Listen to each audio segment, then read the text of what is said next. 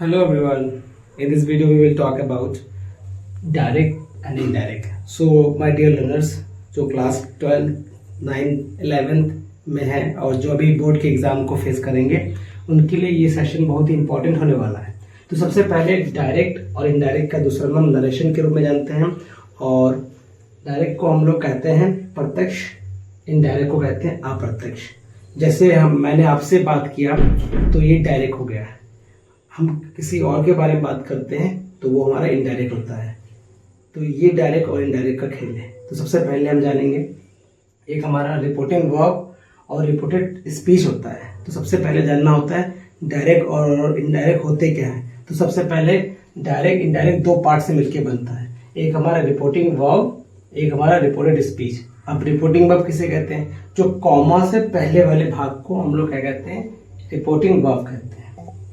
और जो inverted comma के अंदर का भाग होता है उसे हम लोग रिपोर्टेड स्पीच कहते हैं। जैसे आपने देखा होगा रिपोर्टिंग जो करता है कैमरामैन, तो उसमें हम लोग कहते हैं रिपोर्टिंग कैमरामैन किशन विश्वास के साथ। तो रिपोर्टिंग वर्ब यानी कि ये कहता है, इसीलिए हम लोग रिपोर्टिंग स्पीच, रिपोर्टिंग वर्ब कहते हैं। अगर हम जो कोई भी कोटेशन सबने देखा होगा स्पीच होता है, जैसे honesty is the best policy, जब भी किताब पढ़ते हैं तो इसको इन्वर्टेड कामा में लिखते हैं, लिखते हैं कि नहीं? तो इसको स्पीच के रूप में जानते हैं, यानी कि रिपोर्टेड स्पीच यानी कहा हुआ चीज है, जो इसके द्वारा कहा गया है उसे हम लोग रिपोर्टेड स्पीच कहते हैं। अब हम बात करते हैं रूल नंबर 2। तो ये तो हम जान चुके हैं, कामा दिया होता है, इन्वर्टेड कामा में बंद होगा तो ये हमारा डायरेक्ट, और इसी को हम लोग इनडायरेक्ट बनाएंगे।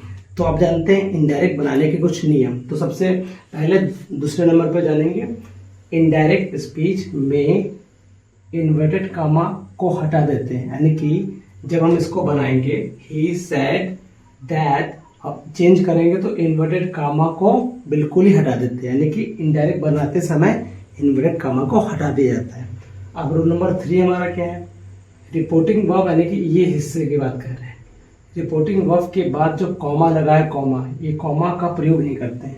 ये हमारा डायरेक्ट है, इसका अंदर इनडायरेक्ट बनाएंगे तो इस कॉमा का प्रयोग भी नहीं करते हैं, और ना ही इन्वर्टेड कामा का प्रयोग करते हैं।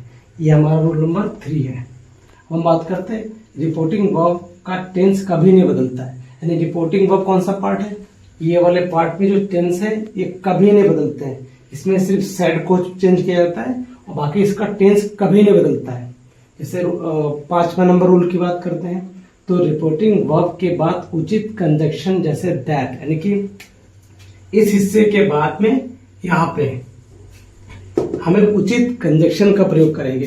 कंजक्शन में क्या होता है? दैट, जो हमारा असर्टिव सेंटेंस जो सिंपल होता है, जिसमें सब्जेक्ट वर्ब ऑब्जेक्ट दिया होता है, उसे असर्टिव में दैट लगाते हैं। अगर आपका इंटरोगेटिव है, इंटरोगेटिव एस या नो टाइप होता है, तो उसमें इफ या वेदर का प्रयोग करते हैं। या तो हमारा जब क्वेश्चन वर्ड वाला होगा तो उसमें क्वेश्चन वर्ड को एज इट इज लिख देते हैं हम लोग। अब हम बात करते हैं रिपोर्टिंग वर्ब को लिखी हुई, जैसे रिपोर्टेड वर्ब में लिखी हुई क्रिया को कैसे चेंज करेंगे। तो आपने देखा होगा यहाँ पे सेड है, तो सेड का क्या होता है? सेड को सेड में चेंज करते हैं। अगर से मिलेगा तो से का से चेंज होगा, सेज का सेज, सेड टू का टेल, सेज टू का टेल्स, सेड का सेड, सेड टू को टोल्ड, विल से को विल से भी चेंज करते हैं, यानी कि नो ऑब्जेक्ट नो चेंज। ये आप कॉन्सेप्ट दिमाग में डालिए, नो ऑब्जेक्ट नो चेंज। देखिए यहाँ पे टू होता है, टू के तुरंत बाद एक ऑब्जेक्ट लिखा होगा तो इसमें इसका बदलाव हमने किया है। अगर यहाँ पे कोई ऑब्जेक्ट नहीं है तो इनको मैंने एज इट इज उतार दिया है। आने वाले लेक्चर में हम लोग इसकी प्रैक्टिस करेंगे। ये आपका जो लेक्चर होने वाला है सिर्फ फार्मूलेज यानी कि रूल्स पे हम लोग बात करेंगे, आने वाले पे हम लोग प्रैक्टिस करेंगे।